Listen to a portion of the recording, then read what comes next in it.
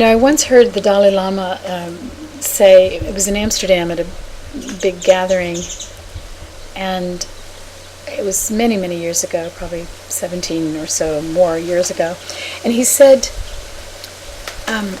most of the news, almost all of the news that gets reported is the bad news, because the good news is just too ubiquitous. It's so much good news you wouldn't report it, and also it doesn't sell as well. It doesn't roil around the adrenaline response. But that it's just what you're saying. Mostly what's happening is actually quite lovely. I mean, it's people are helping each other. Parents are taking care of their kids. Not all of them perfectly, but most. It's there's so much kindness and compassion and selflessness and generosity, and it's so much that you don't really mention it that frequently. If you really think about what occurs, the cooperation that occurs. Every time I get off a flight, I'm so grateful for the whole string of cooperation that had to occur for that whole event to take place, and it had to be pretty impeccable cooperation, and just all of the various ways that we are living, for the most part, pretty harmoniously.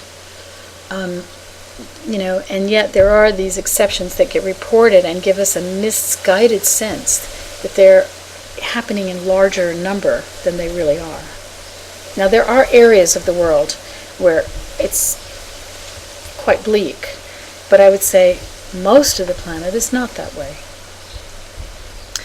It almost feels miraculous at times that things do flow as well as they do, given where they could go. Exactly, given the possibilities of chaos and of entropy and all of that. That people make choices so often as best they can towards the good. Yes, yes, it's true. Yeah. And I think most people, even people who are very, very in great suffering and are misguided and are perhaps just acting out in terrible ways, but there's some yearning toward love that I think almost every single person has. Probably almost. One of my friends works with, she does forgiveness projects in prisons, and boy, does she have some, tear-inducing stories of people who have come a distance from having just been vicious and acted out in vicious ways, come to the tenderness of heart. And it's a long distance in many cases, but it's there in cases that you would think were hopeless.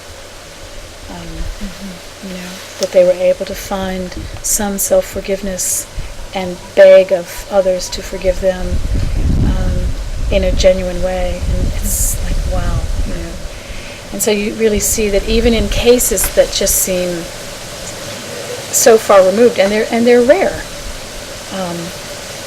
but even in those cases, there's some impulse toward union, toward love, toward good that's hard to kill.